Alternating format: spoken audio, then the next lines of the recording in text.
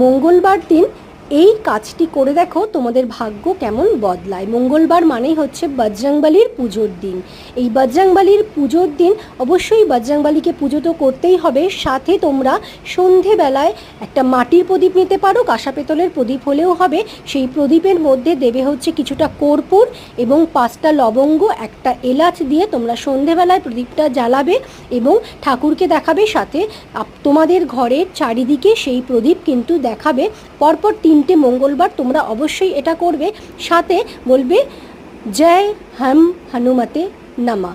অবশ্যই এই মন্ত্রটা 11 বার কিন্তু জপ করবে। আর কর্পূর আর প্রদীপ তোমাদের আমি দেখিয়ে দিলাম।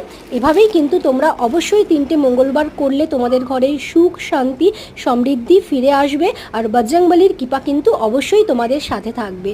এরকমই সুন্দর সুন্দর ভিডিও পেতে অবশ্যই চ্যানেলটা সাবস্ক্রাইব করো। ভালো থেকো, টাটা।